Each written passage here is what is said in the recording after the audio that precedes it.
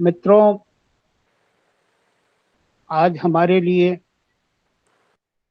एक बड़ा दिन है। आज हिंदी के वरिष्ठ कवि दिव्यक रमेश 75 के हो रहे हैं। उन्होंने 75 साल के सक्रिय जीवन को बहुत ही शिद्दत के साथ जिया है और उनकी सक्रियता हमें बराबर प्रेरित करती रही है।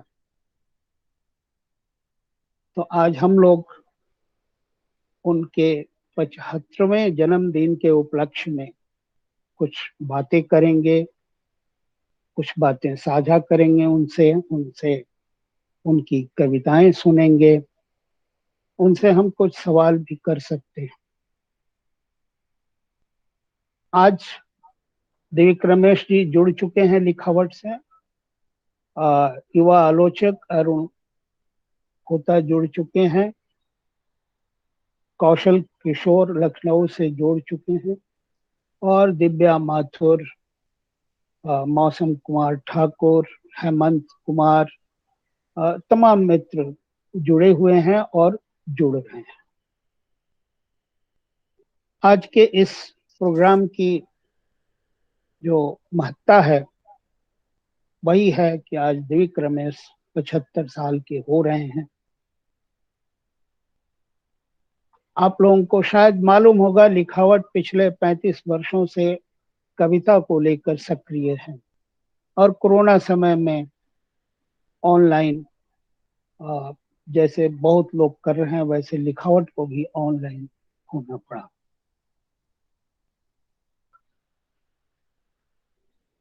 दिव्यक रमेश के कविता संसार पर, कविता यात्रा पर कौशल किशोर और अरुण होता जी विस्तार से चर्चा करेंगे।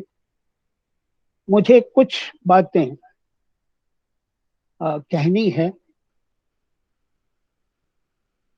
दिव्यक रमेश जी का भी आग्रह था कि आपको भी बोलना है।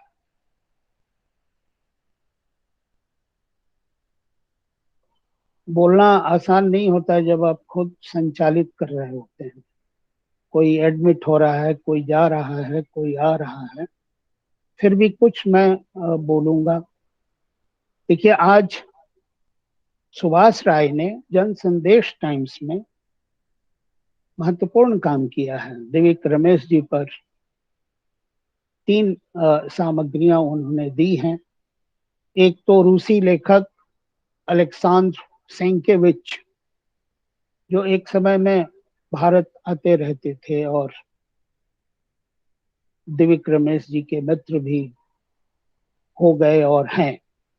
उनकी एक टिप्पणी जिसका हिंदी अनुवाद जन संदेश टाइम्स में छपा है, एक टिप्पणी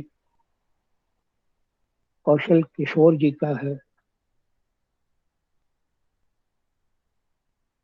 सेंकेविच की टिप्पणी का जो अंग्रेजी में उनकी टिप्पणी है वो भी मैंने पढ़ी है और कितनी आत्मीयता से सेंकेविच ने दिव्यक रमेश पर लिखा है। छोटी सी टिप्पणी में पूरे 20 दूनी 40, 40-45 वर्षों की हिंदी साहित्य की हलचलों और दिव्यक रमेश को एक साहित्यकार, एक कवि के रूप में बनते हुए सेंकेविच ने देखा और उस टिप्पणी में अभिव्यक्त किया है। वो टिप्पणी मुझे बहुत सार्थक, सारगर्भित लगी। सेंकेविच दिव्यक रमेश जी की कविताओं का रूसी में अनुवाद कर रहे हैं और सेंकेविच दिव्यक रमेश से 5 साल बड़े हैं। वो 80 साल के हैं और 80 साल के एक रूसी विद्वान ने भारतीय कवि दिव्यक रमेश को याद करता है और उन्हें चिट्ठी लिखता है या संदेश भेजता है अपनी टिप्पणी के, आ, ये बहुत महत्वपूर्ण बात है। दो कवि एक दूसरे को याद रखते हैं, मित्रता को याद रखते हैं। उसी टिप्पणी में एक बात लिखी हुई है कि दिविक रमेश दिल्ली स्थित भारत रूसी साहित्य मंच के महासचिव रहे हैं, और मैं अगर गलती नहीं कर रहा हूं तो शायद वो 40 वर्षों तक उस मंच के महासचिव रहे। और वहां उन्होंने दोनों भाषाओं को लेकर के संस्थागत काम किया। और ये बात मुझे क्यों याद रह गई सेंकेविच की टिप्पणी की, क्योंकि 1999 में मेरा पहला कविता संग्रह किसी उम्मीद की तरह आया था, और उस संग्रह पर चर्चा की गोष्ठी दिविक रमेश ने दिल्ली स्थित रूसी केंद्र में रखा था, और ये मंच वही था। तो वो मेरे लिए एक बहुत बड़ा आयोजन था, और उसके बाद से हम लोग बहुत आत्मीय हुए, सुख दुख के साथी हुए। और इत्तेफाक यह भी था कि मैं जहां रहता था दिल्ली के आर के पुरम में, उस कॉलोनी के ठीक बगल में दिविक जी का मोतीलाल नेहरू कॉलेज था, जहां से वो प्राचार्य के रूप में सेवानिवृत्त हुए। तो मैं अक्सर कॉलेज में, उनके कॉलेज में जाया करता, और हम लोग थोड़ी देर बैठते, और वहां भी मैं देखता दिविक जी अपनी रचनाओं को लेके, साहित्य को लेके, हिंदी भाषा को लेके काफी आ, बेचैन दिखाई देते अपनी रचनात्मकता को लेकर। तो वो सेंकेविच की टिप्पणी पढ़ते हुए मुझे अपनी किताब का लोकार्पण, अपने कविता संग्रह का लोकार्पण के सारे दृश्य याद आने लगे। सेंकेविच की टिप्पणी पढ़ी जानी चाहिए। मैं दिविक रमेश जी को अपनी शुभकामनाएं देता हूं कि इसी तरह वो सक्रिय रहें, स्वस्थ रहें और युवा बने रहें। अब मैं कुछ बातें उनकी कविता के बारे में, जो उनका संग्रह है जब घुटती है सांस आदमी की, जिस पर एक लंबी भूमिका अरुण होता ने लिखा है, बहुत अच्छा लिखा है। और बहुत सारे दिव्य रमेश की कविताओं के बहुत सारे आयामों को उन्होंने टच किया है। अच्छी टिप्पणी है। मैं सिर्फ दो छोटी छोटी कविताओं का जिक्र करना चाहूंगा। एक तो उनके इस संग्रह की पहली कविता ही है नदी के पक्ष में। इस 5 लाइन की कविता को पढ़ते हुए बहुत सारी चीजें मन में आई, और उससे, उस कविता को पढ़ के प्रकृति को देखने की एक नई दृष्टि भी मिलती है, या कहें कि एक नई दृष्टि के आविष्कारक हैं दिविक रमेश। आदि और अंत की एक नई वैज्ञानिक अवधारणा भी दिविक रमेश अपनी कविता के माध्यम से पेश करते हैं। नदी के पक्ष में 5 पंक्तियों की कविता है, लेकिन उसमें विन्यस्त अवधारणा हमें चौंकाती है। नदी के बारे में हमारी धारणा यही है कि नदी का एक मूल स्रोत बिंदु है और एक विसर्जन बिंदु है, लेकिन सच तो ये है, और जैसा कि त्रिविक्रम की कविता में, नदी जहां से निकलती है वह उसकी जन्मस्थली नहीं है। अंतहीनता के सिद्धांत को यह कविता रूपायित करती है। हम कहते हैं कि नदी समुद्र में मिल गई और खत्म हो गई, लेकिन दिव्य रमेश की कविता कहती है कि वो नदी वहां खत्म नहीं होती है, नदी उसके आगे जाती है। तो आप देखें कि प्रारंभ और अंत वो नदी का वही विस्तार नहीं है। विस्तार उस प्रारंभ के पीछे है, और जहां खत्म होती है नदी उसके आगे है। यानी कि नदी खत्म नहीं होती, वो ब्रह्मांड की तरह फैलती रहती है, फैलती रहती है। तो ये ब्रह्मांड की अंतहीनता के जैसा ही है जो इस कविता को पढ़ते हुए मैंने महसूस किया। त्रिविक्रम की कविता प्रकृति को, नदी को, वस्तुओं को, मनुष्य की इंसानियत को के अनंत के विस्तार में देखने के लिए प्रेरित करती है। वहीं से एक बात और मुझे सूझी कि आखिर इस धरती से अन्याय, दमन, शोषण, क्रूरता, अमानवीयता समाप्त क्यों नहीं होते? क्योंकि इन्हें भी हम नदी की तरह ही देखते हैं कि एक जगह से निकलती है और एक जगह जाके खत्म हो जाती है। तो अगर हम इनके स्रोतों को, जहां से ये चीजें पैदा होती हैं और जहां खत्म होती हैं, इनसे निकल करके अगर हम इन चीजों के बारे में अगर सोचें, तो उसी तरह की अंतहीनता हमारे सामाजिक सरोकारों को भी मिलेगा, और वहीं से ये रुग्णता खत्म होने की एक नई शुरुआत होगी।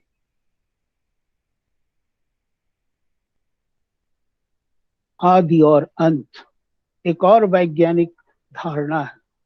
हम जो देखते हैं, जो प्रकाश है, उस प्रकाश के, इसको विज्ञान में विजिबल लाइट्स कहते हैं, उस प्रकाश के पीछे और प्रकाश के बाद भी कई तरह के प्रकाश हैं जिनको विज्ञान इंफ्रा और अल्ट्रा कहता है। इंफ्रारेड, अल्ट्रासोनिक, आदि के पहले और अंत के बाद हमें अपनी समस्याओं का निदान खोजना होगा। एक और कविता की कुछ पंक्तियां हैं जिसको अरुण होता ने भी अपनी भूमिका में उद्धृत किया है कि प्रजा हूं मैं ऐसी सत्ता का कि जहां चुल्लू भर पानी के लिए भी देनी पड़ती है रिश्वत, या बैठानी होती है जुगाड़ सिफारिश की। दिव्य रमेश ने इस कविता में इस पुरातन मुहावरे के अर्थ को ही बदल दिया है। चुल्लू भर पानी में हम डूब मरने की बात कहते आ रहे हैं, करते आ रहे हैं। तो हम अपनी शर्म, अपनी ग्लानि, अपना पछतावा, हम सब चुल्लू भर पानी में डूबकर उससे मुक्ति पा लेते हैं। लेकिन अब आपके मुक्ति के रास्ते भी बंद हो चुके हैं या बंद हो रहे हैं, क्योंकि अब चुल्लू भर पानी के लिए भी आपको रिश्वत देना होगा, जुगाड़ लगाना होगा, या सिफारिश करवानी होगी। दिव्य रमेश ने बहुत ही, जो अब तक हिंदी कविता में कहीं नहीं दिखाई दी जो इस कविता में दिखाई मुझे दी। मैं इन शब्दों के साथ अपनी बात पूरी करता हूं और दिव्य रमेश जी को एक बार फिर बधाई देता हूं आज 75वें जन्मदिन पर। और मैं गोष्ठी को आगे बढ़ाता हूं।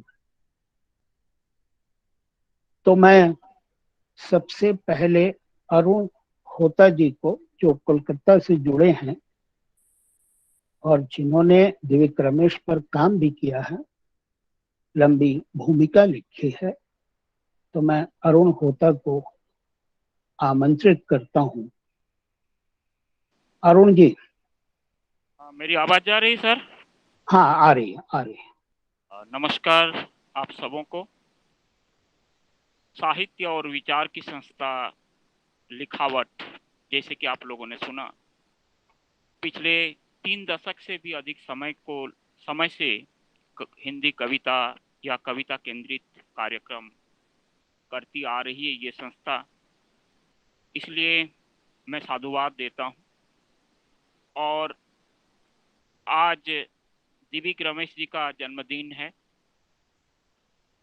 और इस अवसर पर जब घुटती है सांस आदमी की, जो आज 75 वर्ष के हुए, तो ये बड़ा गंभीर दायित्व, गुरु दायित्व कह सकता हूँ कि सर ने मेरे ऊपर सौंपा था। लेकिन मैं नहीं समझता हूँ कि 75 कविताएं चुनना इतना आसान था मेरे लिए। बहरहाल, सबसे पहले तो मैं सर को बहुत बहुत बधाई देता हूँ इस उनके जन्म दिवस पर। ध्यान देने की बात यह है कि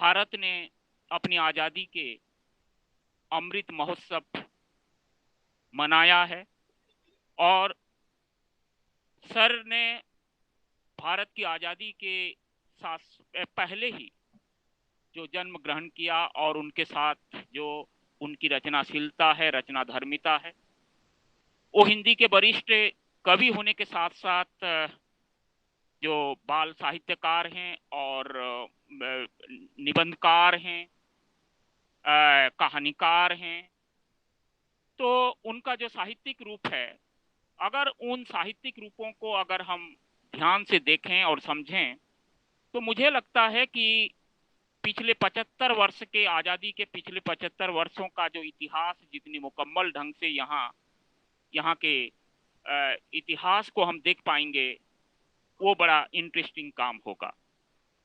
आज मेरे साथ कौशल किशोर जी भी बोलेंगे, इसलिए मैं कोशिश ये करूंगा कि अपने वक्तव्य को संक्षिप्त करूं। सबसे पहले तो मैं मिथिलेश श्रीवास्तव जी के प्रति आभार प्रकट करना चाहता हूं, और इसलिए कि लिखावट ने दिविक जी के इस अमृत महोत्सव जन्म दिवस के अवसर पर एक कार्यक्रम का आयोजन किया है। दिविक रमेश जी की रचनाशीलता से मेरा सबसे पहला जो परिचय हुआ, जिस संग्रह से गेहूं घर आया है, और अचानक एक दिन मैं किसी विश्वविद्यालय कार्यक्रम में गया था, पूर्वोत्तर पार्वत्य विश्वविद्यालय, जिसे नेहरू कहते हैं, शिलांग में, और सर से मुलाकात हुई, परिचय हुआ, तो बड़ा मुझे सुखद आश्चर्य हुआ था। और बांचो लिखी इबारत वाला जो संग्रह है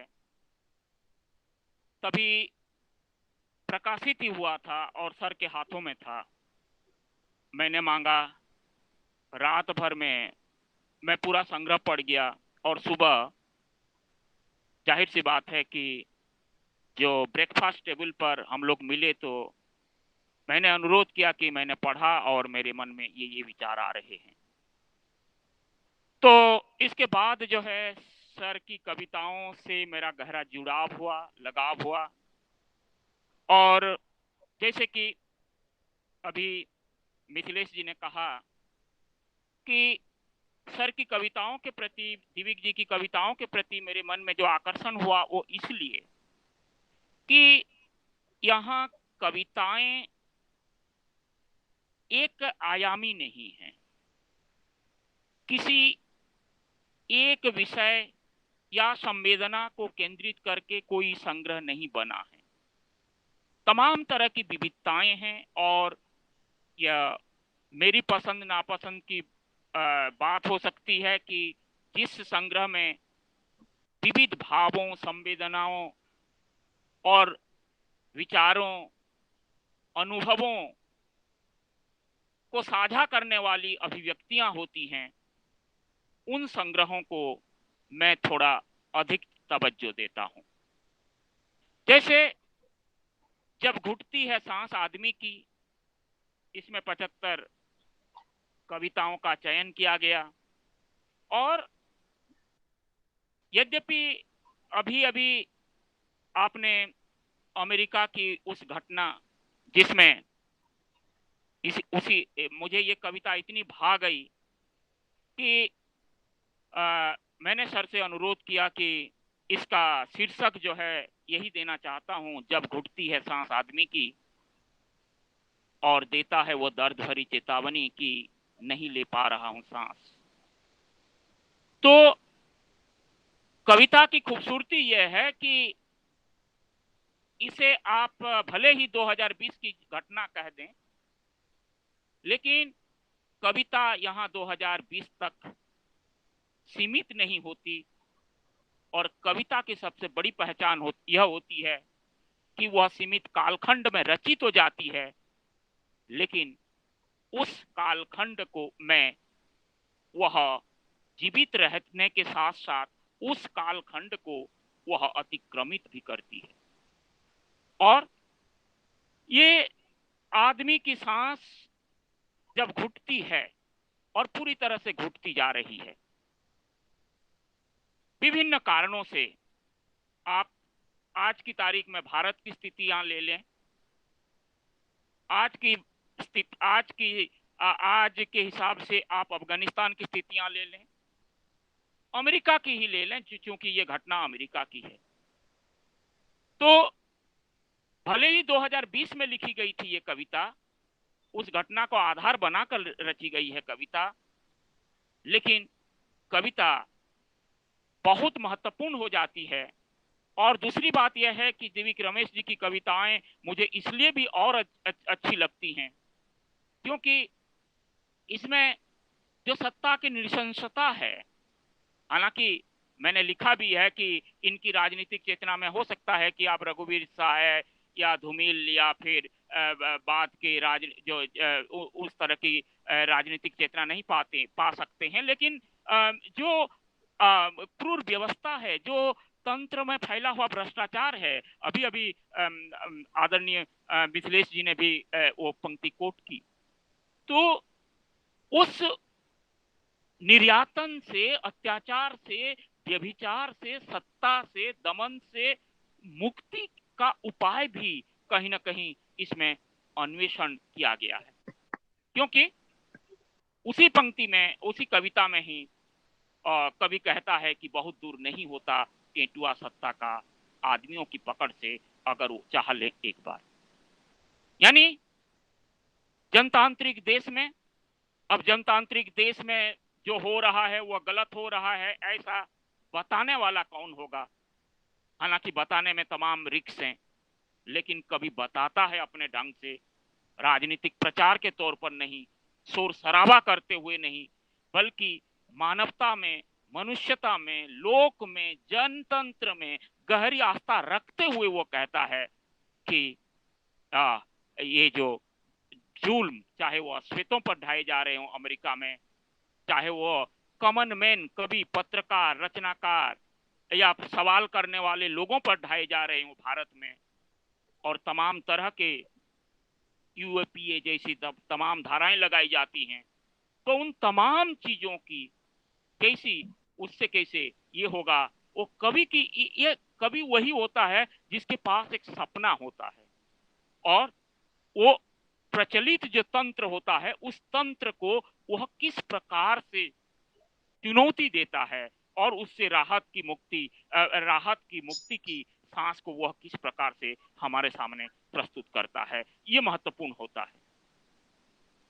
मुझे लगता है कि दिव्यक रमेश ने अपनी कविताओं के माध्यम से जो आज की स्थिति है, प्रतिकूल परिस्थितियां हैं, कहीं ना कहीं आप कहेंगे कि तानाशाही प्रवृत्ति जोरों से पनप रही है, खास तौर पर भूमंडलीकरण के बाद के दौर में, बाजारवादी अर्थव्यवस्था के दौर में। तो मनुष्य के सपने टूटते जा रहे हैं। और कभी कहा गया था, पास ने कहा था, सबसे खतरनाक होता है सपनों का मर जाना। और ये जो सपने बार बार टूट रहे हैं, उन टूटे हुए सपनों को फिर से जोड़ने का प्रयास करने वाला कवि है दिव्यक रमेश। उनकी एक कविता है नहीं रहता जो, उसकी चंद पंक्तियां मैं आपके सामने रखना चाहूंगा। देर तक हम रहते हैं उत्सुक, बांधे इच्छाओं की गठरी, कि आ जुड़े टूटा हुआ सपना फिर एक बार। जो सपने बार बार आम आदमी के, मध्य वर्ग के और तमाम जो प्रताड़ित लोग हैं, जो कवि का सपना है, जो रचनाकार का सपना है, जो एक स्वस्थ समाज के निर्माण का सपना है, वो किस प्रकार टूटता जा रहा है। और उन टूटे हुए सपनों को फिर से एक बार जोड़ने का प्रयास कवि के जो विजन में है, वह बहुत ही महत्वपूर्ण है। इस संग्रह में आप देखेंगे कि प्रेम पर भी कविताएं हैं। और ये बहुत ही अद्भुत है कि शमशेर और केदारनाथ अग्रवाल के बाद अगर हम अशोक वाजपेयी जी को छोड़ दें तो एक लंबे अरसे तक पता नहीं क्यों प्रेम कविता को हमारे कवियों ने उस ढंग से व्यक्त नहीं किया। लेकिन इधर बीच में फिर प्रेम कविताओं का जो है पूरा का पूरा संग्रह भी आ रहा है। और ये इस मतलब कवि का एक अनछुआ पहलू है, उस पर मैं आना चाहता हूं। एक कविता है छिपाया है, यानी कवि में प्यार है और उस प्यार को वह अभिव्यक्त नहीं कर पा रहा है, यानी नहीं कर पा रहा है कहना गलत होगा, करना नहीं चाहता है। क्योंकि शायद यह जो प्रेम है ये कहीं ना कहीं आचार्य हजारी प्रसाद द्विवेदी जी के बाण भट्ट की आत्मकथा में वो जो कहते हैं कि जो बाण भट्ट और उसकी निपुणिका नहीं बल्कि भट्टिनी के प्रेम की तरह है। प्रेम अव्यक्त होता है और उसे व्यक्त नहीं किया जा सकता। वो हालांकि पूरे प्रेम के तमाम लक्षण हैं कविता में। देखिए प्यार है, लेकिन उस प्यार की अभिव्यक्ति किस प्रकार से वो नहीं कर पा रहा है। इसे हम दूसरे ढंग से अगर हम एक दूसरी कविता में भी हम आएंगे, पहले ये देखें कुछ पंक्तियां। पत्थरों में उगी हरियाली पर इतराना, उमड़ते सागर की तरह हृदय में भावों का आना, हृदय की अंदरूनी परतों का गीला होना, ये तमाम भाव। और आप देखेंगे इस प्रेम में कवि का आप पाएंगे कि एक तरह की कृतज्ञता का बोध है। यानी वो कहता है कि जो भी हूं, जैसा भी जानता हूं तो उसी का उगा हूं आंगन में उसके। आप पर्यावरणीय विमर्श में ले जाएं या प्रेम परक कविता, प्रेम की संवेदना में ले जाएं, दोनों में जो कविता ये हमारे सामने आती है बहुत ही मुकम्मल तौर पर आती है। ये जो प्रेम का इजहार है वो देखिए कि उनकी एक दूसरी कविता जिसकी ओर मैं जिक्र करना चाहता हूं कि वो पिता से संबंधित कविता है। और इस संदर्भ में मैं कहूंगा कि दिव्यक रमेश जो हैं संबंधों के कवि हैं, रिश्ते के कवि हैं। अगर आप उदासियां और मां कविता पढ़ेंगे, या जबकि उदास भी नहीं हूं मैं, इस कविता को पढ़ेंगे, वो बहुत प्यार करते हैं, मैं बहुत प्यार करता हूं पिता, नहीं कह सकता जिसे, नहीं कह सका जिसे आज तक। और तमाम बातें, तमाम तरह की संवेदनाएं उस कविता में आती हैं। बहुत महत्वपूर्ण कविता है, जिसमें अंत में वो कहते भी हैं कि और आज भी वह कहाँ कह पा रहा हूं। यानी ये जो रिश्ते हैं, ये रिश्ते केवल आत्मीय स्वजनों के लिए नहीं हैं, बल्कि जो हमारा उपेक्षित जन समाज है, उसके लोग हैं, मित्र हैं, तमाम कवियों के प्रति जो उन्होंने कविताएं लिखी हैं, उनको समर्पित करते हुए।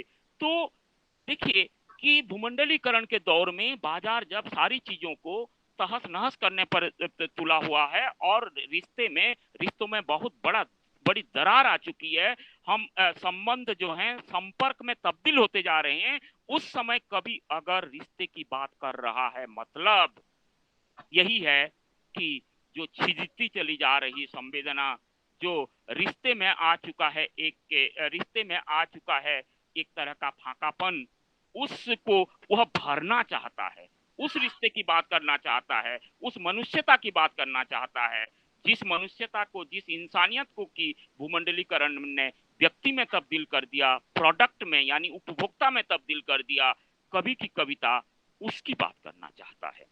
इन्हीं कारणों से मैं दिव्य रमेश की कविताओं के प्रति एक अलग दृष्टि रखता हूं। चाहे वह, जैसे मैंने बताया कि कई राजनीतिक चेतना से संपन्न कविताएं भी हैं, और जैसे राजा का क्या दोष और सड़क का आदमी, इस तरह की कविताएं हैं। एक और बात है जिसकी और मैंने इस भूमिका में नहीं लिखा, मैं उन्हीं बातों को ज्यादा ये करूंगा, क्योंकि जो लिखा जा चुका है आप लोग पढ़ लेंगे। आज कल रात को जब मैं कविता संग्रह मेरे द्वारा ही चयनित लेकिन फिर से पढ़ रहा था, तो मुझे एक और बिंदु मेरे सामने आया, और उस बिंदु के मूल में घर एक उत्सव सामूहिक कविता पृथ्वी है।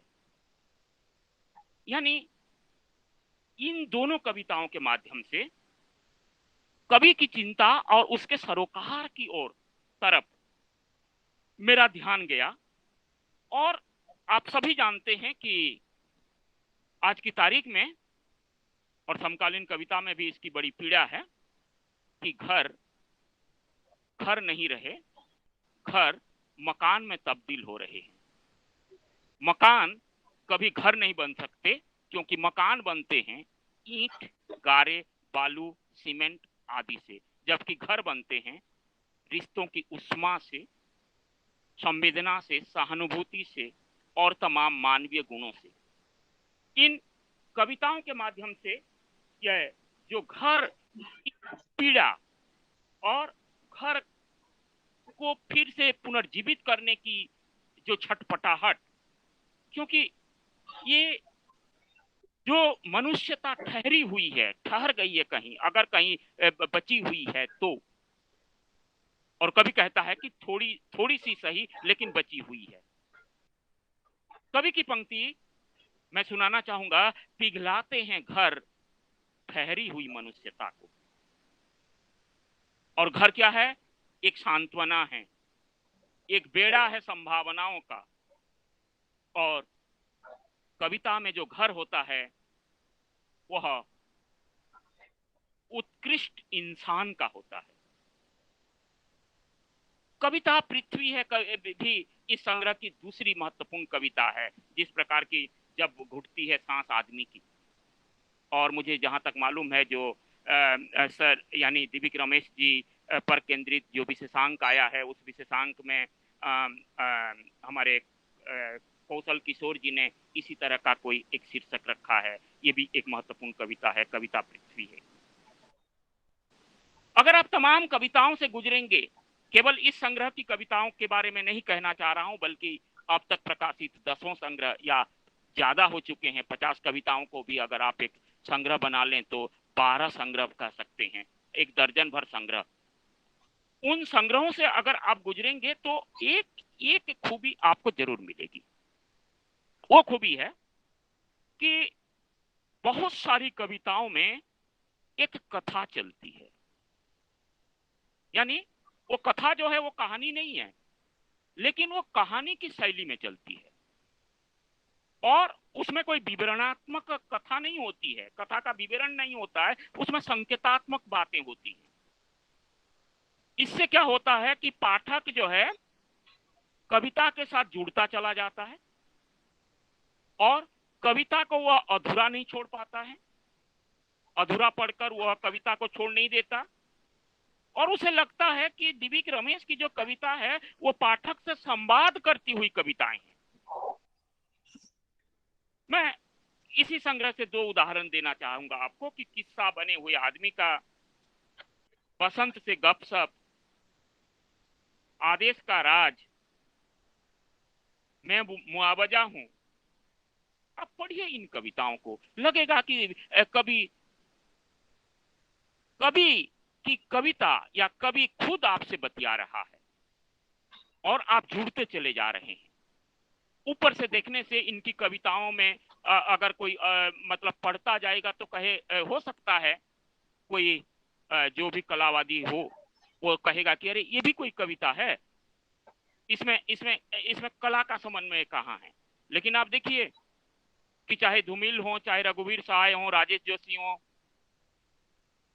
मदन कश्यप हो, उनकी उनकी कविताओं में जिस प्रकार सीधे बात कहते हैं कवि, लेकिन वो उसकी गहरी व्यंजना होती है। तो बहुत सारी कविताएं मुझे ऐसी मिली, वो बहुत सारी व्यंजनाएं वहां मिलती हैं। इसका मूल कारण यह है कि कवि ने अपने जीवनानुभव को बहुत ही महत्व दिया है और उन्होंने उन्हीं विषयों को हमारे सामने प्रस्तुत किया है जो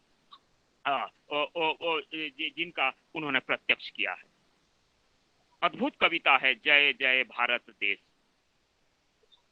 और कुएं जिनमें बची है आंधियां, चोर चट्टाने, सबसे ज्यादा शांत, चुप और कमजोर नजर आते हैं अक्सर।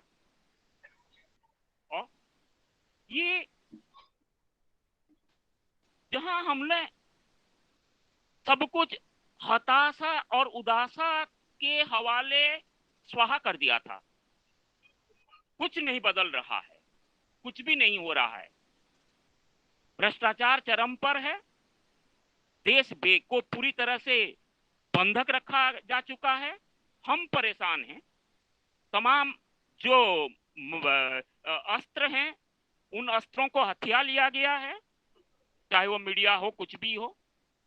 लेकिन कभी ऐसा नहीं सोचता है। उम्मीदों के कवि हैं, उम्मीदों और उम्मीद पर बहुत महत्वपूर्ण तमाम कई कविताएं हैं उम्मीदों पर, क्योंकि यह वह कवि है जो सत्ता की चालाकियों को उघाड़ता तो है, साथ ही साथ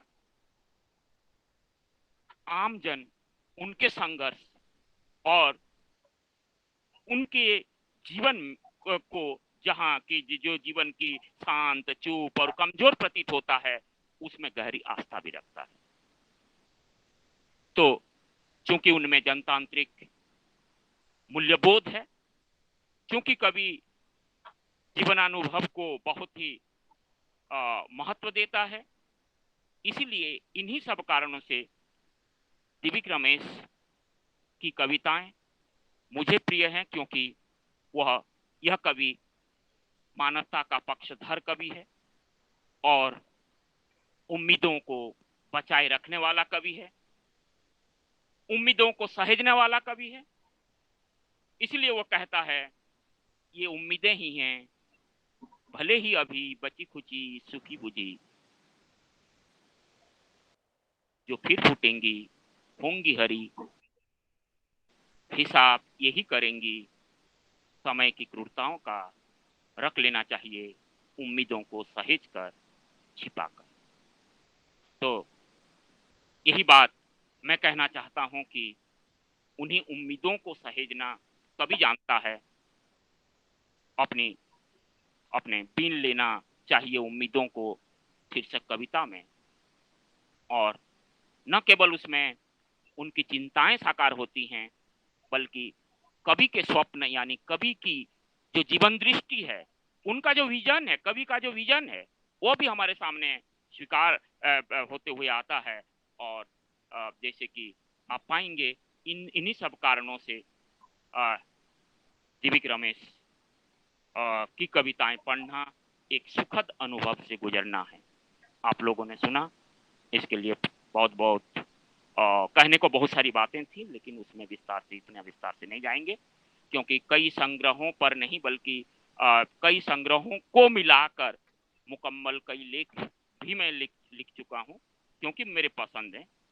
बता दूं, जब जो मुझे पसंद आता है मैं उन पर जरूर लिखता हूं, और जाहिर सी बात है कि दिव्य रमेश भी मेरे इसी ढंग से प्रिय कवि हैं। आप लोगों ने सुना, बहुत बहुत धन्यवाद, नमस्कार। धन्यवाद अरुण होता जी।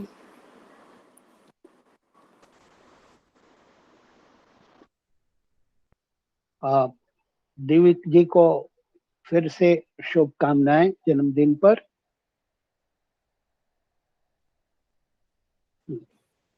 नमस्कार और बहुत बहुत धन्यवाद अरुण होता जी को। तो अब मैं इस बात को Divya Ramesh is a complete poet, तो मैं अब कौशल किशोर जी के पास चलता हूँ। कवि, लेखक और रेवांत पत्रिका के प्रधान संपादक, लखनऊ में रहते हैं और लखनऊ से जुड़े हैं। कौशल किशोर। धन्यवाद मिथिलेश जी। सबसे पहले तो दिव्य रमेश जी को 75वीं सालगिरह पर बहुत बहुत बधाई, शुभकामनाएं। मेरे लिए तो यह सुखद भी है और भावुक क्षण भी है, और इस बात को दिव्य जी से बेहतर तरीके से कोई और नहीं समझ सकता, क्योंकि जब मैं दिव्य जी को देखता हूँ, उनसे बतियाता हूँ, उनसे उनके संपर्क में रहता हूँ, तो मुझे करीब 50 साल पुराना पूरा वह दौर मेरे सामने सजीव हो उठता है।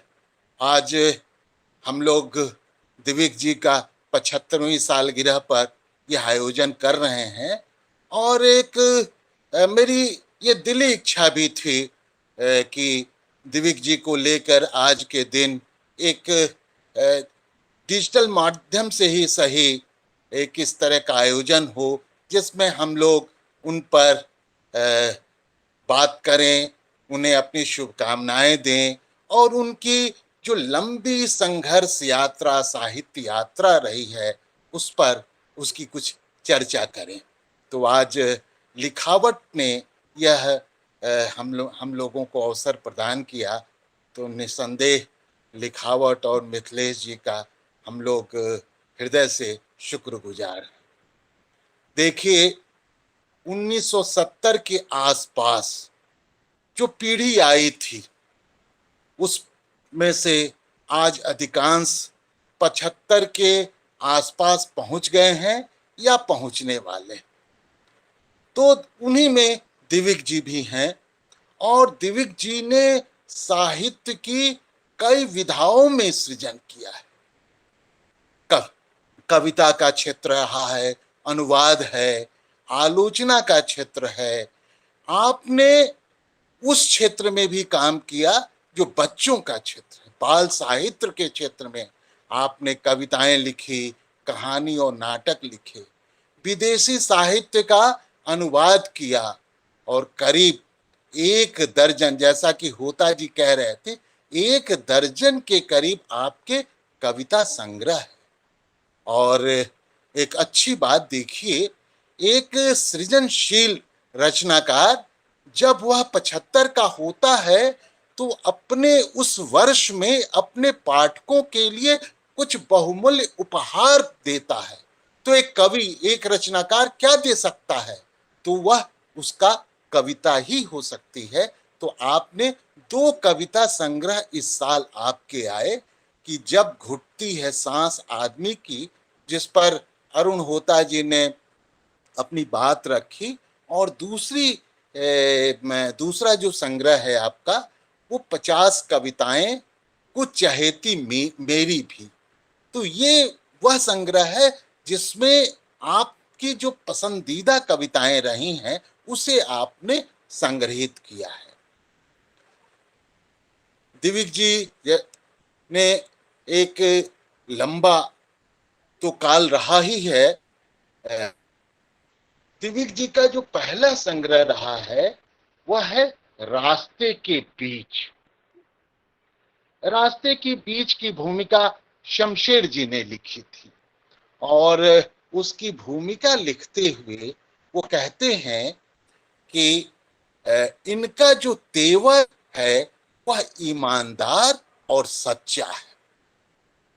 कविता में जान इसी से आती है, ईमानदार और सच्चा।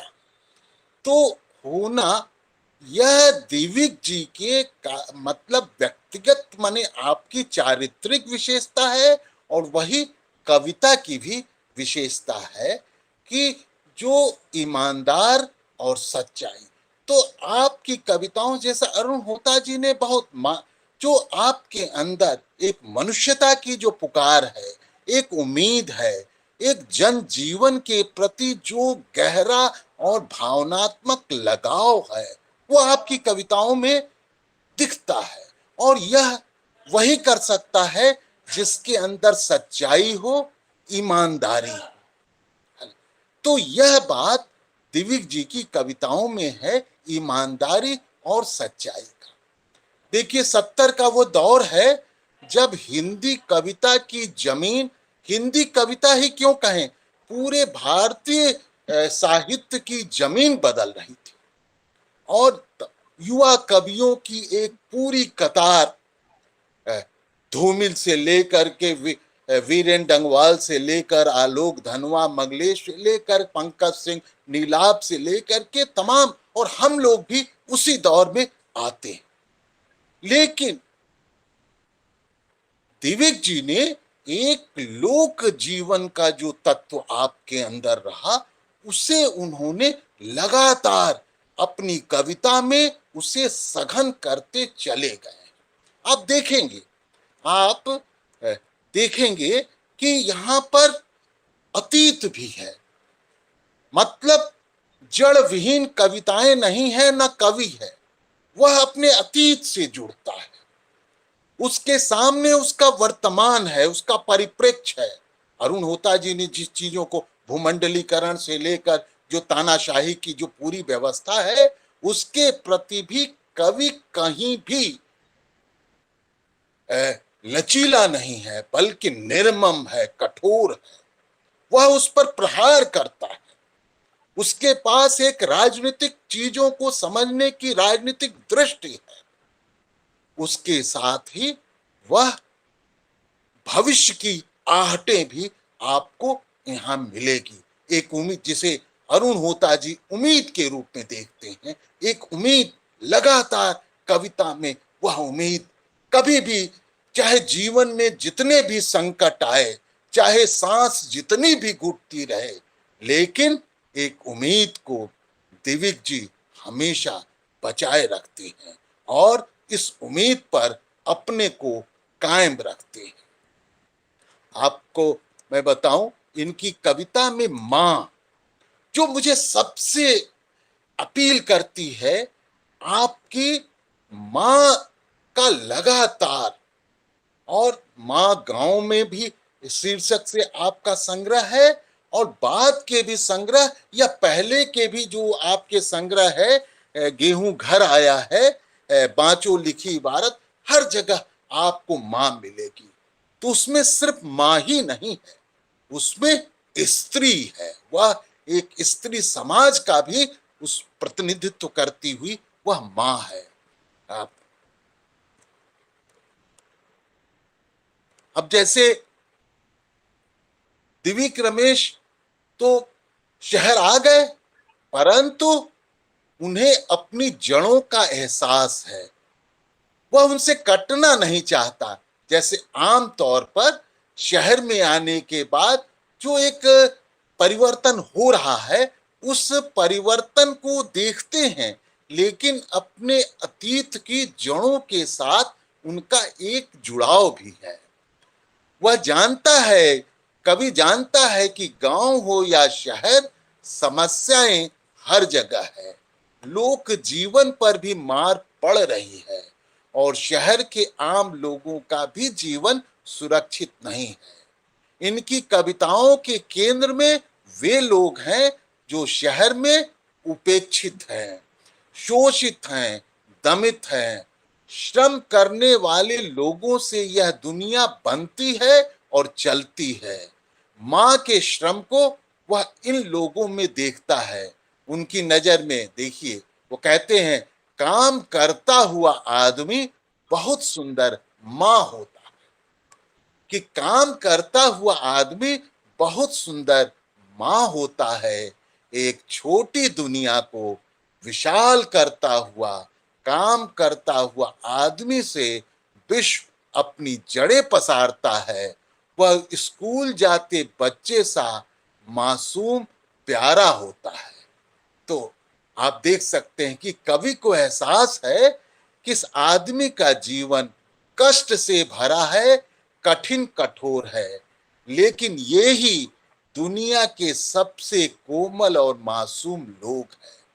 इन्हीं में ईमानदारी है, इन्हीं में निश्चलता है, इन्हीं में सच्चाई है। वो कहता है ना, अपने शहर के सबसे मासूम हिस्से को छूना चाहता हूं। जरा गौर करिए कि अपने शहर के सबसे मासूम हिस्से को छूना चाहता हूं मैं। वहां के किसी वृक्ष से लग लगाकर देर तक रोना चाहता हूं मैं। उसी हिस्से से खोद कर माटी मैं कविता के चाक पर रखूंगा। आखिर वृक्ष से लगकर कवि क्यों रोना चाहता है? इसलिए कि संकट में सिर्फ मानव जीवन ही नहीं है, श्रम करने वाले ही उपेक्षित नहीं है, बल्कि प्रकृति भी सताई गई है। वृक्षों पर भी संकट है, पर्यावरण पर संकट है, पूरे जन जीवन पर पूरा संकट है। तो दिव्यक जी इस तरह से उस संकट को सिर्फ मनुष्य तक नहीं देखते, उस संकट को पूरे जीवन के संकट, मानव अस्तित्व के संकट, प्रकृति के संकट, पूरे जो मनुष्य के लिए, मनुष्य के जीवन के लिए जो चीजें जरूरी है, उस प्रकृति के संकट में भी वह संकट को देखते हैं। तो ये विशालता, ये चीजें आपके यहाँ पूरी दिखती है। अब माँ गांव पे है, अब जैसे इनके कब, जैसा अरुण होता जी ने भी कहा कि मैं जब आपके करीब 6 संग्रहों से, हाल के दिनों में 6-7 संग्रह से मैं गुजरा, तो मुझे लगता है कि दिव्यक जी एक भारी पूरी दुनिया रचते हैं। जो रचते हैं उसमें एक पूरा संसार है। माँ गांव में है, इस दुनिया को आप वहां देख सकते हैं। इसमें माँ है, बिटिया है, पिता है, बच्चों से बनता घर है, खुशी है, उम्मीद है, राग है, प्यार है, वहीं युद्ध और टूटा हुआ पुल। आज अफगानिस्तान से फिलिस्तीन तक सारी चीजें, वहां युद्ध है, टूटा हुआ पुल है, एक संपूर्ण यात्रा पर अग्रसर अपने को जोड़ते हुए तुझसे एक पूरा आदमी है। इस विस्तृत आकाश और सुनहरी पृथ्वी पर खौफ के बाहर शब्द फूल बरसाता है, जिसे जरूरत सूरज की है, लेकिन फिलहाल अंधेरा। मतलब एक पूरा द्वंद की स्थिति की जरूरत तो सूरज की है, लेकिन फिलहाल अंधेरा है। तो जब कवि यह बात कहता है कि फिलहाल अंधेरा है, तो स्वाभाविक तौर पर यह अपने आप में एक गंभीर राजनीतिक दृष्टि से यह बात सामने आती है, क्योंकि जब आप फिलहाल अंधेरे की बात करते हैं और सूरज की बात करते हैं, तो आपको अंधेरे से संघर्ष उसके अंदर निहित होता है। अब जैसा अरुण होता जी ने बहुत अच्छी बातें अरुण होता जी ने कही कि संबंधों की बात, प्रेम की बात, तो इतना मतलब अगर इनकी कविता में से गुजरते हुए मुझे लगा कि जो आप दुनिया रचते हैं तमाम द्वंद के बीच भी, वह दुनिया प्रेम की दुनिया है। वह एक बेहद बेहद आत्मी और स्नेहिल दुनिया है। मतलब संबंधों की बात जब करते हैं तो कहते हैं कि अगर दूसरे किसी को तकलीफ होती है तो उस तकलीफ में मेरी भी तकलीफ शामिल है।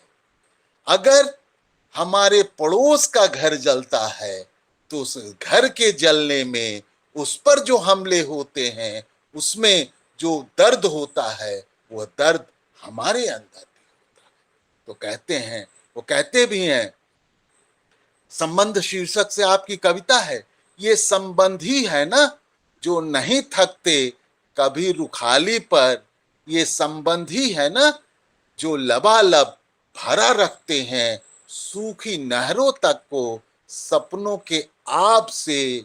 ये संबंधों का जुड़ाव है कि चोट एक को लगे तो उसकी पीड़ा दूसरा महसूस करे।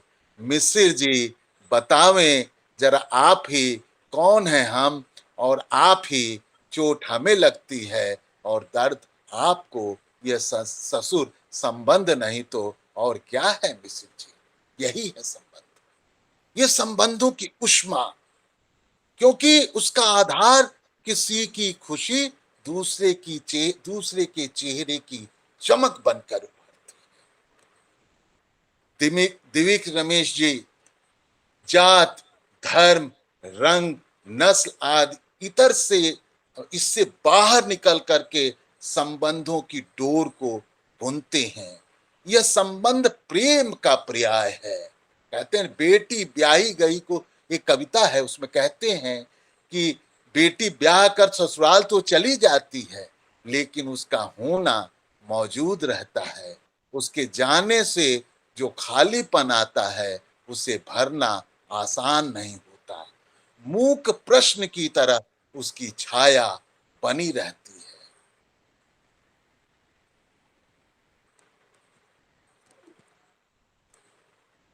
इसी तरह से आपकी ईरान के एक दोस्त इनद को लेकर के भी आपकी कविता है, और हिंदी कविता में स्त्री स्वतंत्रता के संदर्भ में चिड़ियों की उड़ान को काव्यात्मक प्रतीक के रूप में हम अक्सर प्रयोग किया जाता रहा है। इसे लेकर के काव्य बिंबों की रचना भी हुई है। चिड़ियों के पास पंख का होना जहां उसकी स्वतंत्रता का कारण है, वहीं पिंजड़े में चिड़ियों का बंद होना या पंखों का कुतर दिया जाना उसकी प्रतंत्रता का प्रतीक है। स्वतंत्र होना या रहना, चाहे पुरुष हो या स्त्री, उसकी अदम्य चाह है। स्त्री और पुरुष के बीच बराबरी और स्वतंत्रता की बहुत बातें की जाती है, पर क्या पुरुषों की तरह स्त्रियों को स्वतंत्रता प्राप्त है? उसके सपने का आईना किस तरह दरक रहा है? दिव्य रमेश जी की कविताएं इन सवालों से रूबरू हैं। दुनिया में माँ और बेटे का रिश्ता ममत्व से भरा और भावनात्मक होता है। माँ बेटा पाने के लिए व्रत रखती है, मन्नतें मानती है। तू है ना, आपकी कविता की पंक्ति है, कि तू तो है ना मेरे पास, और क्या चाहिए मुझे। अर्थात बेटी की प्राप्ति उसके जीवन की सर्वोच्च आकांक्षा है, उसकी पूर्णता का कारण है। पर क्या इससे उसके सपने पूरे हो पाएंगे? यह कैसी सामाजिक व्यवस्था है कि माँ जिस बेटे को जन्मती है वह मनुष्य से ज्यादा पुरुष बन जाता है और माँ औरत बनती जाती है। वह रोती है, गाती है। रोना या गाना उसके दर्द और प्रताड़ना भरे जीवन की नियति है। तो ये सारी चीजें चीजें ए, आपकी कविताओं में है। वह दिव्य जी सजावटी जो प्रतिरोध है, क्योंकि आजकल प्रतिरोध की बहुत सारी कविताएं लिखी जा रही हैं, उसमें बहुत सारी कृत्रिम प्रतिरोध भी है और इन चीजों पर दिव्य जी चोट भी करते हैं। वो इस बनावटी, जैसा मैंने शुरू में कहा कि सच्चाई और ईमानदारी का साथ वे कभी नहीं छोड़ते, और इसीलिए जहां भी उन्हें ऐसी कृत्रिम बनावटी चीजें नजर आती है उससे वो अपनी दूरी बना लेते हैं। लेकिन जब भी समाज में जेन्युइन प्रतिरोध खड़ा होता है वहां उनका कवि दौड़ता हुआ वहां पहुंचता है।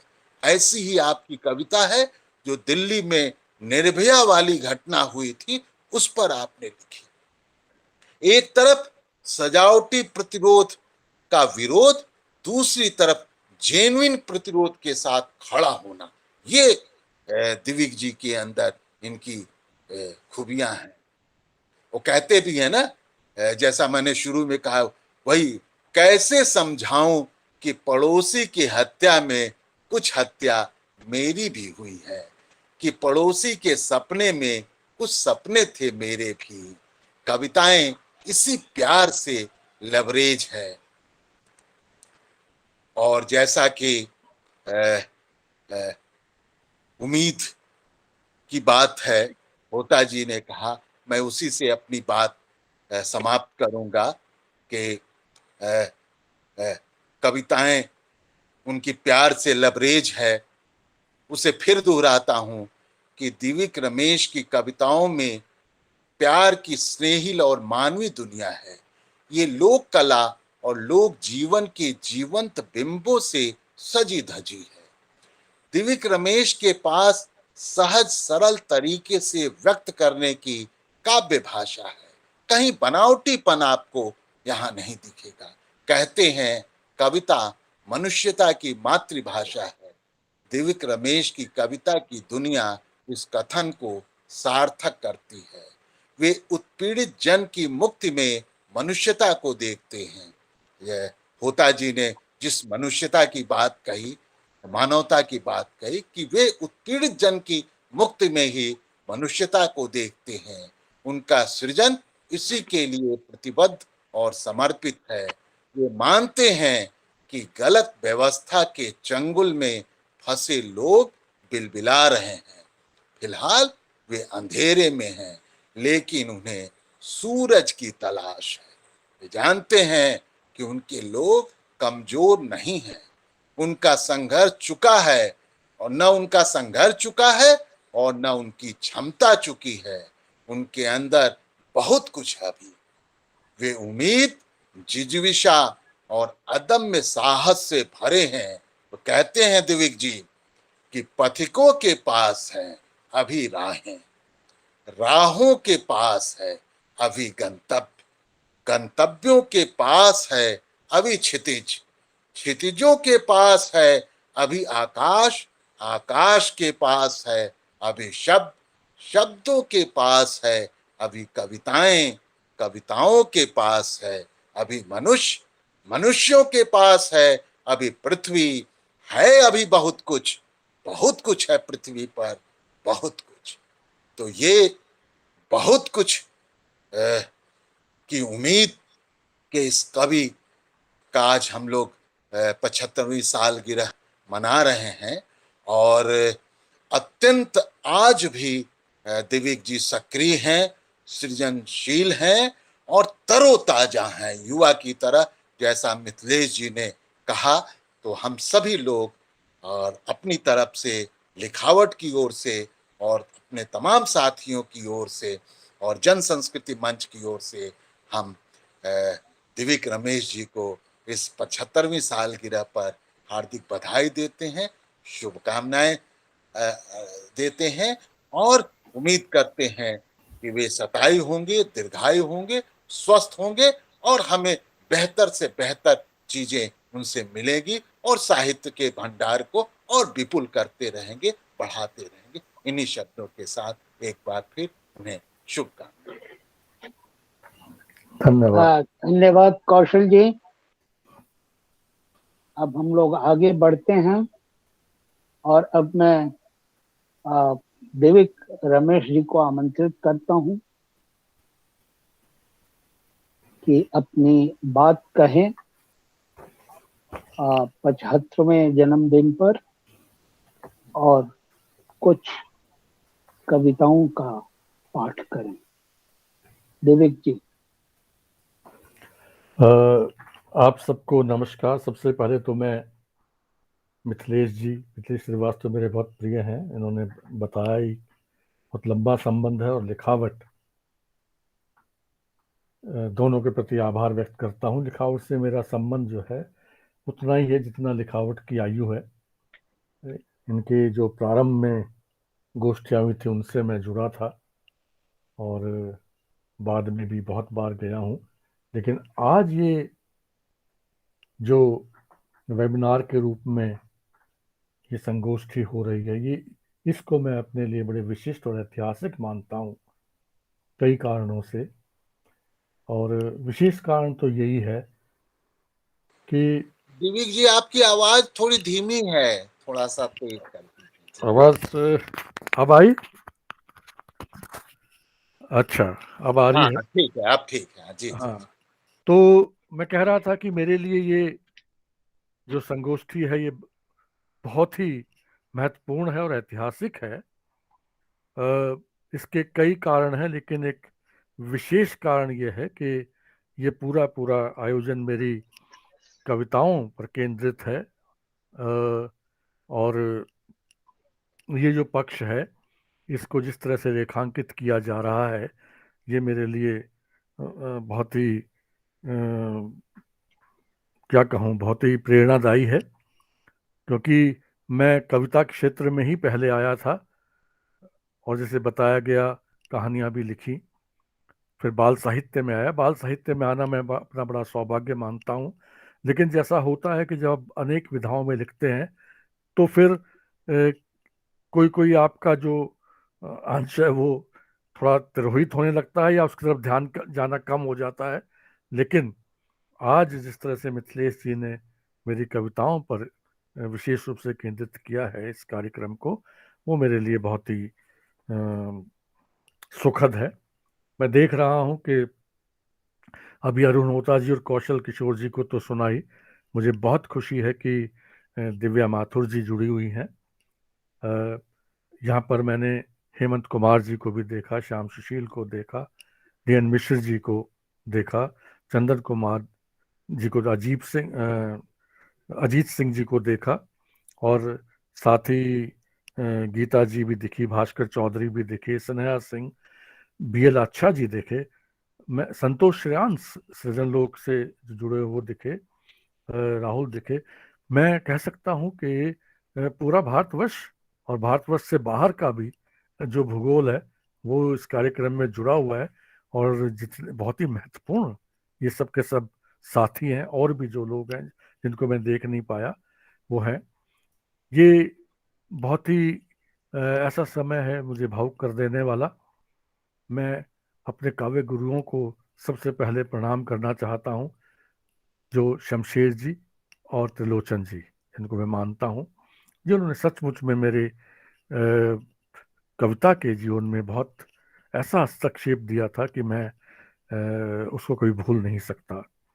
और इसके साथ साथ जो मेरे और गुरु रहे, चाहे वो प्रोफेसर निर्मला जैन रही हों, गंगा प्रसाद विमल रहे हों। गंगा प्रसाद विमल थे, वो थे जो बीए में मेरे अध्यापक बने और मैं गीत लिखा करता था, गीतों से वो फ्री वर्स की ओर लाए थे।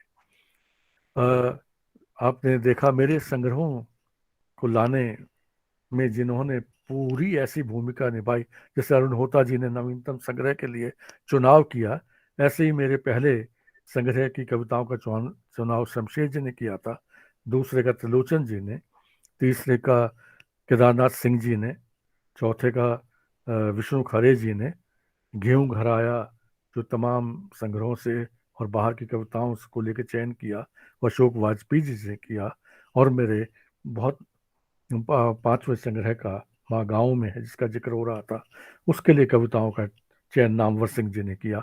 उनको मैं तहे दिल से याद करता हूँ, याद कर रहा हूँ। साथ ही ये मैं मेरे लिए बहुत महत्वपूर्ण इस रूप में भी ये महीना हो जाता है अगस्त का कि इसमें मिथिलेश जी ने बताया, और उन्होंने तो अलेक्जेंडर सेंकेविच का पूरा पूरा लेख के बारे में बातें की, और मुझे मेरा सौभाग्य कि आज सुबह सुबह अलेक्जेंडर सेंकेविच, जिनको हम प्यार से सासा बोलते हैं, उनका फ़ोन भी आया और उस पर उन्होंने बहुत लंबी बात की, और भी बहुत सारी बातें हैं।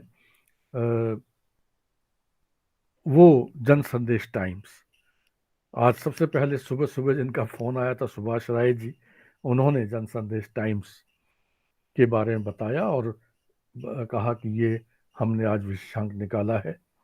सुबह मधुमती के संपादक का भी फ़ोन आया था। फेसबुक पे बहुत बड़ा लिखा है प्रेम जन्मे जी ने, वो जरूर जुड़ते इस कार्यक्रम से, कहीं अन्यत्र व्यस्त हैं। साहित्य आज तक में काफ़ी अच्छा लेख प्रकाश मनु ने लिखा है। सृजन लोक ने विशेषांक निकाला है पूरा, और वो भी मेरे लिए एक उपलब्धि है। समावर्तन ने विशेषांक निकाला, 2 किताबों का जिक्र हुआ, किताब वाले ने 50 कविताएं, और जब घुटती है सांस आदमी की, ये प्रलेख प्रकाशन से आया है। जितेंद्र मेरे बहुत आत्मीय हैं। इसके अतिरिक्त भी और पुस्तकें आई हैं। ये मैं यहाँ बता दूं अपने मित्रों को कि खंड खंड अग्नि जो मेरा काव्य नाटक है वाणी प्रकाशन से छपा है, इसी महीने मुझे सूचना मिली कि उसका उसको कई विश्वविद्यालयों में पढ़ाया जा रहा है, तो उन्होंने उसका पाठ्यक्रम संस्करण निकाला है, और आज के समय में उसकी कीमत मात्र 50 रुपये रखी है, जो बड़ी खुशी की बात है। बहुत सारे लोग उसको ले सकते हैं। बहरहाल मैं आप सबके प्रति आभार व्यक्त करता हूँ। ये वैसे आज का समय आभार व्यक्त करने का ज़्यादा है मिथिलेश जी। कविताएं तो आप मुझसे कई बार सुनवा चुके हैं अपने लिखावट के कार्यक्रम में, कोई पहला अवसर नहीं है। हालांकि मैं 2-3 कविता सुना, मैं चाहता था कि यहाँ जो जैसे दिव्या जी जुड़ी हैं, हेमंत जी जुड़े हुए हैं, श्याम सुशील और लोग हैं, वो भी अगर थोड़ा बोलते तो वो, जैसे मैंने अभी जो अरुण होता जी को और कौशल जी को और आपको सुना है, सच मानिए कि मुझे तो अपनी कविताएं अलग से समझ में आ रही हैं। मुझे खुद ही समझ में नहीं आती थी कि मैं क्या लिख रहा हूँ, बस लिख लेता हूँ, लेकिन आप लोगों ने बोल करके मुझे बताया, और जो मुझे एक तरह का प्रोत्साहन दिया है कि हाँ कुछ सार्थक लिख रहा हूँ, इसके लिए तो मैं नतमस्तक हूँ। तो मैं चाह रहा था कि चाहे वो 2-4 शब्द बोलें, लेकिन बोलें। बीएला अच्छा जी बहुत दक्षिण से जुड़े हुए हैं, और लोग भी जुड़े हुए हैं, तो आप कहें तो मैं सिर्फ 2 या 3 कविताएं सुना दूं। मिथिलेश जी आपकी जी जो आज्ञा हो। और जी जी, सुनाया जाए। एक कविता तो मैं सुनाता हूं जिसका शीर्षक ही है खूबसूरत कविता।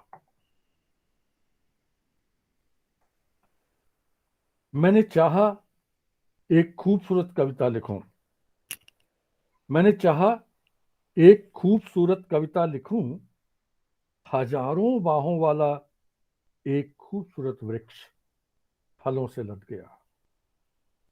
खूबसूरत आंखें मटका मटका कर कुछ चिड़ियां टहनियों पर घिसने लगी चोंचें। मैंने चाहा एक खूबसूरत कविता लिखूं। वृक्ष धीरे धीरे एक खूबसूरत जंगल का हिस्सा बन गया। कोई समुद्री परिंदा गुपचुप जंगल के कानों में समुद्र का पता दे गया। कबीले का एक खूबसूरत बच्चा समुद्री लहरों को बाहों में समेटने यात्रा पर निकल गया, मैंने चाहा एक खूबसूरत कविता लिखूं। कुछ खूबसूरत तेज रंग दिशाओं से दिशाओं तक गीले पृथ्वी पर इधर से उधर बहने लगे। मैंने देखा अंधकार का एक काला शाह पिंड रोशनी की हल्की तीखी किरण से बिंद गया। मैंने पाया मैं खुद कैनवस पर एक खूबसूरत पोर्ट्रेट बन गया।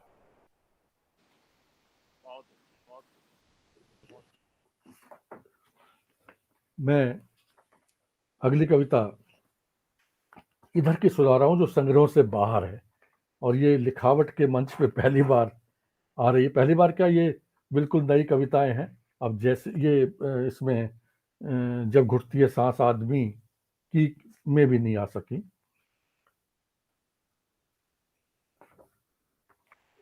इसका शीर्षक है ओम शांति। बचपन से सुनता आ रहा था, बहुत परिचित था, इसलिए आसान भी। खोजने लगा था शांति अशांत होते ही। सबसे करीब दिखा मुझे ओम शांति। सबसे करीब दिखा मुझे ओम शांति। थक गया था बार बार झाड़ कर टटोल कर, जाने कहां छिपी बैठी थी शांति। जितने भी जानता था पर्यायवाची, सब में देखा ढूंढा, पर हाथ खाली थे। यहां तक कि उल्टा पुल्टा किया अंग्रेजी और दूसरी जानकारी में बसी भाषाओं को भी, पर नहीं मिली वह कहीं भी। और देखिए, मिली भी तो वह कहां मिली। और देखिए, मिली भी तो वह कहां मिली। शैतान की नानी, लुका छिपी के खेल सी झांकती दुबकती। शान से छिपी बैठी थी वह, भूख को पछाड़ते एक रोटी के टुकड़े में। शान से छिपी थी वह, भूख को पछाड़ते एक रोटी के टुकड़े में। उसे निहारती आंखों में उमड़ते उम्मीद के सागर में। मैंने बढ़ाए कदम, बहुत होले, करने को धप्पा। वह दौड़ पड़ी चंचल बच्ची सी मुग्ध, हंसती देती चुनौती, और जाकर रुकी गले मिल रहे उन तमाम बच्चों की हसरतों में, जो जो थे तो महज बच्चे थे। न धर्म थे, न वर्ण, न देश थे, न दुश्मन। नहीं थे वे कोई राजनीति भी, थे तो महज बच्चे थे। इतने मासूम, इतने नासमझ कि जिन्हें अभी नहीं आया था आपस में लड़ना तक। युद्ध तो अभी कोष्टक में नहीं था। कोशिश फिर की थी पहुंचने को पास। वह फिर फुदकी सफेद कबूतर सी, और फुदक कर जा बैठी उस मुडेर पर जहां बांटने की कोशिश में लगे थे कुछ शासक। कोशिश फिर की थी पहुंचने को पास। वह फिर फुदकी सफेद कबूतर सी, और फुदक कर जा बैठी उस मुडेर पर जहां बांटने की कोशिश में लगे थे कुछ शासक पृथ्वी को, और दबोचे खड़ी थी उनकी गर्दनें असंख्य कविताएं ब्रह्मांड की। कितना खुश था मैं, अब सही राह पर था मैं। नहीं छिप पाएगी शांति, लुक जाए कहीं भी।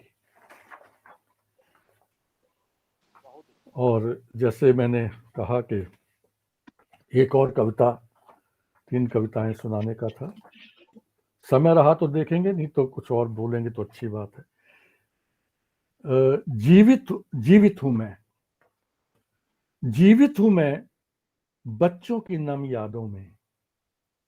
जीवित हूं मैं बच्चों की नम यादों में, अपनों के थामे हुए शब्दों में, दोस्तों के संभलते आघात में, दुश्मनों की बदलती कुछ झुकी भावनाओं में, पुरखों के बुजुर्ग अदृश्य आशीर्वादों में। बस खोजना होगा, देखना होगा जाकर उन तमाम तरोताजा पौधों को, उनके यौवन को सींचता रहा हूं जिन्हें मैं, करता रहा हूं साजा, जिनके हरे भरे कुछ कुछ रंगों भरे चित्र आभासी दुनिया में जीवित हूं मैं तो जीवित उन राहों में भी हूं, मैं तो जीवित उन राहों में भी हूं जिन्होंने छुअन दी है मेरे थके लेकिन गतिशील पांवों को। हेलो, वे तमाम शब्द जिन्हें लिखा है मैंने, रचा है जिन्हें, और बोला भी है बोलियों की तरह, टटोल कर मैं कैसे टटोल बताऊं कर आपको, देखो। मैंने भेजा है। वे तमाम शब्द जिन्हें लिखा है मैंने, रचा है जिन्हें, और बोला भी है अच्छा, बोलियों की तरह, टटोल कर जी तो जी। देखो उन्हें, साक्षी तो हैं वे मेरे। अब आप YouTube पर देख लीजिएगा, अब खत्म हो रहा है। जरा मिथिलेश जी हाँ, बात कर रहे हैं कुछ। तो YouTube पर देख लीजिएगा। हाँ, हाँ, मैं आपको फोन करके बताता हूँ डिटेल, फिर आप वहां देख लीजिएगा। मिथिलेश जी अब आपकी कौन आवाज बोल आ रहे रही हैं? है, आपको भी आ रही होगी, सबको मिथिलेश जी की अच्छा, आवाज। तो मथुर जी मैं आपको फोन करता हूँ, अब खत्म हो रहा है। जी जी। अच्छा, नमस्कार। तो मैं अब वो हम लोग डिस्कस करते हैं ना। मैं मिथिलेश तो जी मैं म्यूट कर लेते तो अच्छा रहे। हाँ चलिए। म्यूट कर देता हूँ। मिथिलेश जी आपकी आवाज आ रही थी तो मैं चुप हो गया था। तो मैं तो जीवित उन राहों में भी हूँ जिन्होंने छुअन दिए है मेरे थके लेकिन गतिशील पांवों को। वे तमाम शब्द जिन्हें लिखा है मैंने, रचा है जिन्हें, और बोला भी है बोलियों की तरह, टटोल कर तो देखो उन्हें, साक्षी है वे मेरे मेरे जीवित होने के। जरा उलट पुलट कर देखो, बस थोड़ा धैर्य का प्रकाश फैलाए, मिलूंगा मैं जीवित उन तमाम अपेक्षाओं में जो रही हैं किसी न किसी को मुझसे। मिलूंगा मैं छिपा हुआ माथे की उन तमाम सिलवटों में, मिलूंगा मैं छिपा हुआ माथे की उन तमाम सिलवटों में जिन्होंने भूले से भी किया है प्यार किसी न किसी मोड़ पर। आओ और नेस्त नाबूद कर दो मेरी मृत्यु के इन तमाम भ्रम जालों को। मैं जीवित हूं और जीवित है मुझ में वह सब जिसे मैंने जिया है। तो ये कविताएं मैंने आपके सामने रखी। कविताएं तो बहुत हैं, सब उपलब्ध हैं।